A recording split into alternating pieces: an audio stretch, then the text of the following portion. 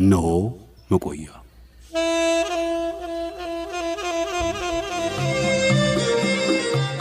ሱዳናዊው ሰላይ በኢትዮጵያ ላይ ሁለተኛው ክፍል።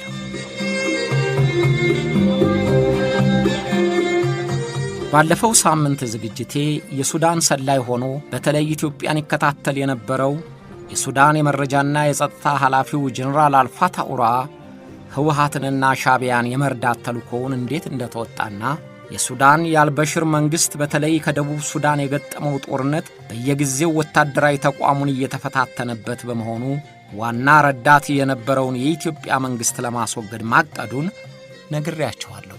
የሱዳን ወታደራዊ ተቋም ኢትዮጵያን ቁጥር 1 ስጋት ናት ብሎ መፈረጁን መፍትሄውም መንግስት ማስወገድ መሆኑንና ተቃዋሚዎቹን በሙሉ ኃይል ለመርዳት መወሰኑን የተናገረውን አስታውሻችኋለሁ። ሰላው ኡራአ ካቶ መለስ ዜናዊና ካቶ ኢሳያስ አፈወርቂ ጋር ቅርበት ፈጥሮ የአልበሽር መንግስት ሙሉ ደጋፊያቸው ሆነው ድሉን እንዲያፋጥኑ ህወሓት ለድል እንዲቃረብ 130 ታንክና ከነተተኳሹ መርዳታቸውን በለንደኑ ጉባኤም ሰላው አይሮፕላን ተከራይቶ አብሯቸው እንደሄደ ጠቅሼላችኋለሁ።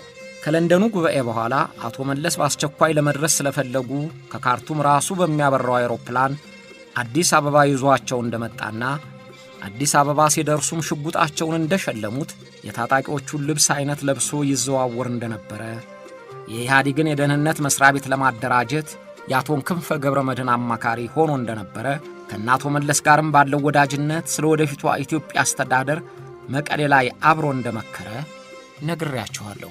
ሻዕቢያና ህወሓት ስልጣን ከተቆጣጠሩ በኋላ ከሱዳን ጋር መልካም የተባለው ወዳጅነታቸው ወደ ጥላቻና መናቆር ተቀየረ። ኤርትራ ቀደም ብላ የአልበሽር ተቃዋሚዎችን እየረዳች መነቃቀፍ ውስጥ ገባች። ከኢትዮጵያ ጋርም በፕሬዝዳንት ሁስኒ ሙባረክ ግድያ ሙከራ ምክንያት ወደ ከረረ ቅራኔ ገብተዋል። በዛሬው ዝግጅቴ ከሱዳን ጋር የተፈጠረውን ቅሬታና ሁለቱ መሪዎች በሰላው በኡራአ ተያይ ምን እንደሚመስሉ የተናገረውን አጫውታችኋለሁ። በመጨረሻም ላስታውሳችሁ የምፈልገው የነገርኳችሁና የምነግራችሁ ሁሉ ለዝግጅት እንዲመች አድርጌ እኔ ያቀረብኩት እንጂ ቃሉ የሰላው የኡራአ ነው። ያገኘሁትም ኡስታዝ ጀማል ከተረጎመውና ትርጉሙ በእንግሊዘኛ ከሚነበበው ለአሰር ኔትወርክ ከሰጠው ቃለ መጠይቅ ነው።